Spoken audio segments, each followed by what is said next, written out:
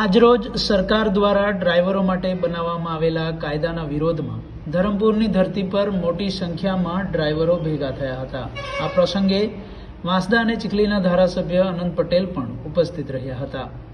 આ વિરોધ પ્રદર્શનને લઈને ડ્રાઈવરો તથા આદિવાસી આગેવાનો કલ્પેશ પટેલ, દેવુ મોકાસી, બારકુભાઈ અને સરપંચ દિનેશભાઈ વગેરે દ્વારા અનંત પટેલની આગેવાનીમાં જ મહામહિમ રાષ્ટ્રપતિ શ્રીને પ્રાંત અધિકારી શ્રી મારફતે રજૂઆત કરવામાં આવી હતી। આવો જોઈએ ડિસિઝન ન્યૂઝનો ગ્રાઉન્ડ રિપોર્ટ। આજે જે ઉભા રહીને જોતા છે, દૂર દૂરથી આપણને જોતા છે, એ લોકો પર જ્યારે 10 લાખનો ફાઇન ઠોકાશે ત્યારે આપણી આ સભાને યાદ કરશે એ લોકો। આ એક જણની લડાઈ નથી, આ ટ્રક ડ્રાઈવરના યુનિયનોની લડાઈ નથી, આ સમગ્ર 2 વ્હીલર 4 વ્હીલર કે બસ ટ્રક કે બસ ડ્રાઈવર બધાની લડાઈ છે। અને પોલીસ મિત્રો મજબૂરી છે, પોલીસ મિત્રોની જે આપણે અહીંયા આવીને એ લોકોને આદેશ આપવામાં આવે એટલે એ લોકો ઊભા રહે, પણ એ લોકો પણ વાત કરતા મેં જોયા છે કે આ કાયદો સરકારનો ખરાબ છે અને આ કાયદો નાબૂદ થવા જોઈએ। અરે આપણે ડ્રાઈવરો 2 વ્હીલર પર જતો હોય, 2 વ્હીલર પર જઈને કોઈને ઠોકતો હોય, એમનું મરણ નથી થતું? થાય છે ને? શું એક ખરેખર એક કતલે આમ કાતિલ છે જેણે ખૂન કરવા માટે એને એક્સિડન્ટ કર્યું? નથી કર્યું ને? એને જાણી જોઈને એક્સિડન્ટ કર્યું? નથી કર્યું ને?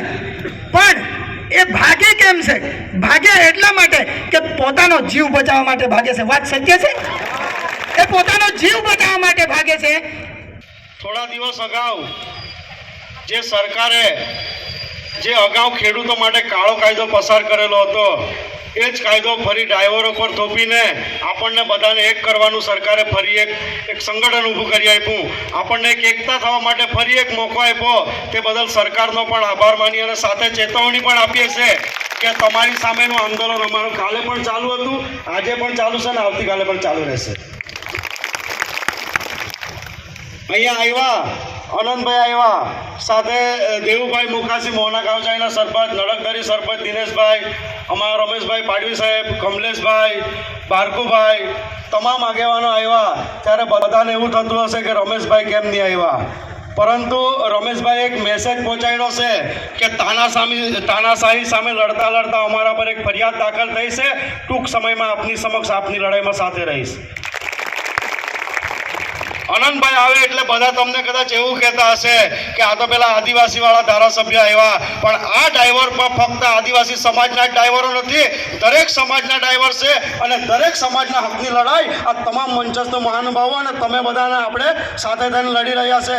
ત્યારે આપણે બધાએ તાકાતથી લડવાનું છે, કારણ કે અહીંયા આવ્યા ત્યારે અમને એવું થયું કે જ્યારે શરૂઆતમાં આપણે જ્યારે આંદોલનની શરૂઆત કરી, તમામ જગ્યાએ મજબૂત રીતે ડ્રાઈવરો આગળ આવી ગયા અને ચક્કાજામ કરવાની વાત કરી, બધા એક થઈ ગયા, પરંતુ ધીરે ધીરે એ લોકોને ખબર પડી ગઈ કે ડ્રાઈવરોનું સંગઠન એક થઈ ગયું એટલે તમારામાં વિભાગ પાડી દીધા ને, અને લોલીપોપ આપી દીધો સરકારે કે સ્થગિત મોકૂફ। પણ આપણને સ્થગિત અને મોકૂફ શું છે સારી રીતે ખબર છે ને? ખબર છે ને? ડ્રાઈવરો પર ગુનો દાખલ કરવામાં આવે અને ખોટી રીતના હેરાન કરવામાં આવે તે આદિવાસી સમાજ અને પાઘડીવાળાને બિલકુલ સ્વીકાર્ય નથી। એ વાત પણ અમારી જમીનની આવાજથી આજે કહી દઈએ છે લોકોને। 28 ફેબ્રુઆરીએ જ્યારે અમારે અહીંયા ધરમપુરમાં રેલી કરવાની હતી ત્યારે મારા સાથી મિત્ર દિનેશભાઈ નડકદરના સરપંચને ધમકીઓ મળી હતી અને મંત્રીશ્રીઓ કે આપણા જે 2 મંત્રી છે, 4થું ભણેલા અને 8મું ભણેલા, એ લોકો ધમકી આપતા હતા કે તમે ધરમપુરમાં રેલી કેવી રીતે કરી બતાવો છો। પણ અમારું મનોબળ અને અમારા સાથી મિત્રો તેમજ અમારી સમગ્ર 5 ટીમની એટલી તાકાત હતી કે પેલા 2 4થું ને 8મું ભણેલા મંત્રીઓને અહીંયા અમે રેલી કરીને અમારા અનંતભાઈના સમર્થનથી રેલી કરીને બતાવીએ। મિત્રો, લડાઈની વાત કરીએ તો તમારી શરૂઆત છે, પણ અમારી શરૂઆતમાં અમને કંઈ કેટલા અમને પરીક્ષણ પણ આવ્યા હતા, તમારી પણ શરૂઆત છે, પણ આજે તમને લોલીપોપ આપવામાં આવ્યો છે ને સ્થગિત કરવાનો, એ લોલીપોપ અમને પણ આપવામાં આવ્યો હતો। આપણી લડત શેના મુદ્દે છે?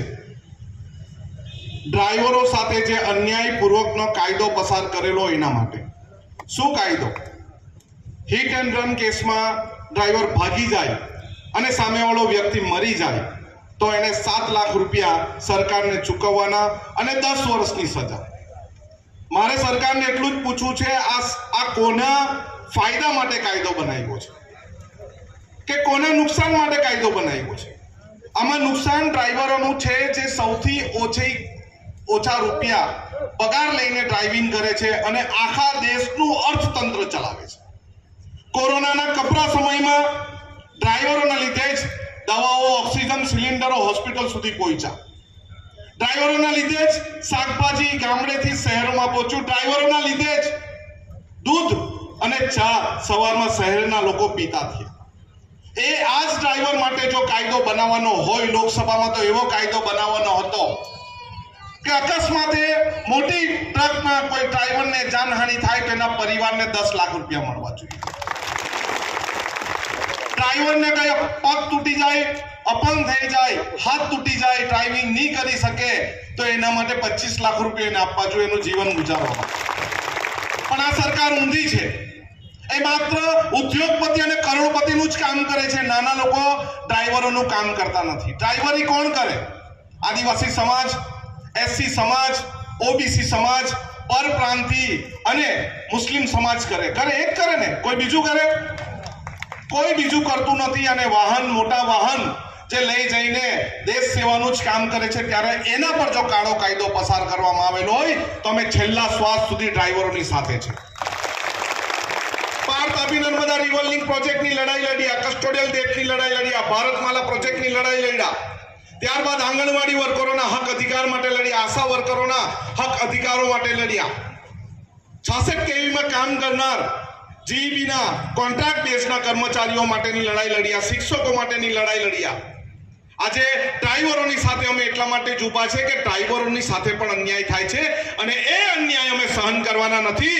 અને જે સરકારે લોલીપોપ આપેલું એવા લોલીપોપ અમે ઘણા બધા ખાધા નથી અને આજે પણ તમને ખાવા દેવાના નથી.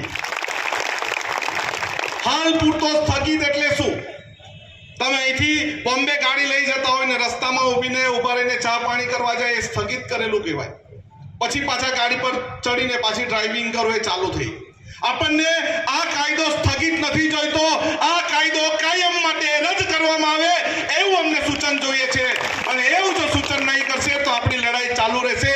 આપણે આજે ધરમપુર મળ્યા છે, કાલે ચીખલી મળશું, પરમ દિવસે નવસારી મળશું, વલસાડ મળશું, પણ આપણે આ લડત ચલાવવી પડશે.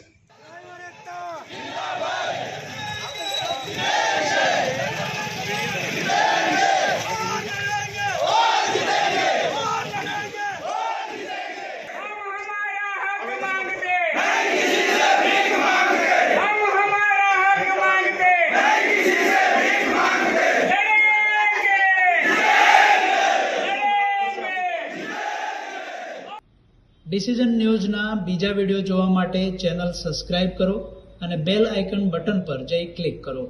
સ્વતંત્ર અને આઝાદ પત્રકારત્વની મદદ કરવા નીચે આપેલા થેન્ક્સ બટન પર જઈ ક્લિક કરો. મદદની કિંમત નિશ્ચિત કરો અને ડિસિઝન ન્યૂઝની આ સફરમાં અમારા સાથી બનો.